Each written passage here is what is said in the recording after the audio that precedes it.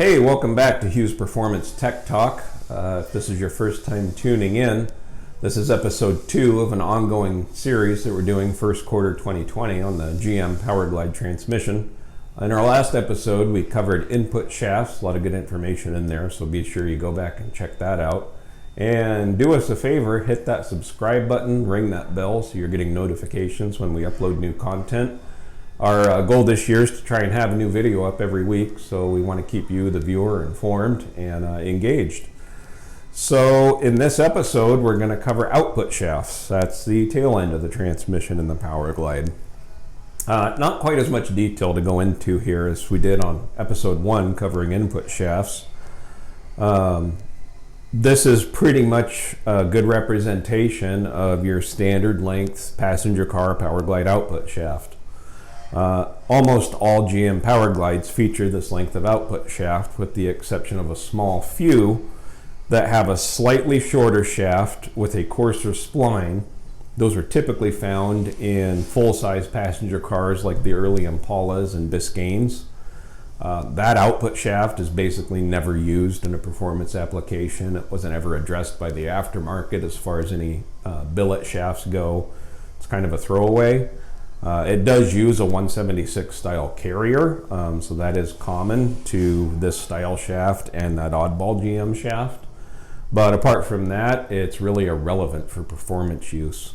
We don't have an OEM shaft on display here, but they're basically identical to this with the exception of being a different material. And it's also machined in this area for the governor, which helps control automatic shifts in an original Powerglide. So what we have here instead is the aftermarket representation of a billet steel output shaft that's the same length as OEM, inch and 3/16 diameter, 27 spline, same as OEM, just significantly stronger. And this flange is set up to be used with a 176 style carrier. So for the do-it-yourselfers out there or the local transmission shops that are into building Powerglides, this will actually fit a stock carrier if you disassemble the original shaft from the carrier, and the stock GM carrier is a very good piece. It'll handle a ton of horsepower. It's the shaft that's the weak link. And the shaft will also fit the commonly available aftermarket Powerglide 176 style carriers as well. Pretty straightforward, not a lot going on there. What you may find interesting is what I have to the right here, and you see these shorter shafts. Now, these don't represent any OEM offerings from GM. These are solely aftermarket. This is what we call a medium length shaft. This is what we call a shorty shaft. As the Powerglide evolved in drag racing environments, it quickly became popular for use in dragsters, and as dragsters transitioned into rear engine platforms, obviously your space that you had available between the engine and rear axle got a lot shorter. So how the aftermarket addressed that was to shorten the Powerglide output shaft, which also uses its own unique housing that goes around here for your yoke. This shorty shaft is also aftermarket billet piece that we manufacture. We can also shorten the original shaft and re-spline it for low horsepower applications. For the budget racer, we do quite a few of those as well. It's also popular in off-road use, sand buggies, that kind of thing. This shaft is a full 10 inches shorter. You're never going to see this style shaft used in a passenger car because a passenger car has articulating suspension with a slip yoke, so the drive shaft is articulating in and out with suspension travel. And this really doesn't have enough spline length or shaft length to maintain appropriate yoke engagement in a articulating suspension application. So you'll typically see this used in a hardtail dragster where you have no suspension. That being said, a lot of guys do use this in a suspended dragster and don't generally have issues. But as far as passenger cars go, shorty is a no-no.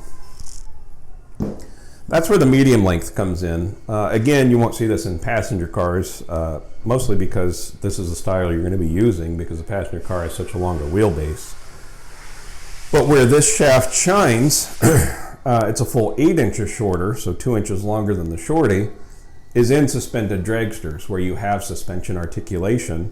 That extra 2 inches of spline travel and overall length of the output shaft gives the yoke more shaft engagement and distance that it can travel as the suspension articulates. So a lot less chance of the yoke ever becoming disengaged at the launch or in the gear change, or if you're on a rough racing surface where you may have some articulation going on down track. So if you have the room and the wheelbase and you're running a suspended dragster, this is a really nice upgrade, definitely a good safety piece. So what I have to the left of me is basically just larger diameter versions of these three, which we also offer. You'll find these options available on our XP4 and XP5 line of ProMod Powerglide transmissions. Overall lengths are identical to their counterparts here on the right. The main difference is this is a 1.375 inch 32 spline dimension on each three. If that sounds familiar, that's because it's the same dimension as a Turbo 400. So this is an even higher strength version of what we're dealing with here. You can see there's a pretty appreciable difference in diameter. As far as horsepower goes, these are incredibly strong. So we've had guys throw 3,000 plus horsepower at the smaller output shaft. In my 10 years with the company, I can't ever remember seeing one of our billet standard dimension output shafts break or twist prematurely. So these are extremely tough. However, with the XP4 and XP5 stuff that's already running the bigger up input shaft, like what you saw in episode 1, we figured why not take it all the way and go ahead and upgrade to the 400 style shaft, since that's clearly a commonly available dimension in the aftermarket, and just give it that much more strength just to play it safe. So XP4, XP5 has this standard. If you want this larger shaft dimension in a standard input style Powerglide, we will build it for you that way. Some off-road guys like to use that. Monster truck guys like to use that. So we offer this as an upgrade in the standard dimension transmission as well.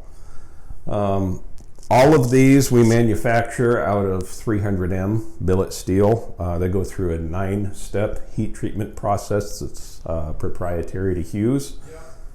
They're basically bulletproof unless you have a catastrophic driveline failure, crash the car, something weird happens, you really aren't going to break or twist one of these output shafts. As far as stock output shafts go, they're kind of a question mark, to be honest.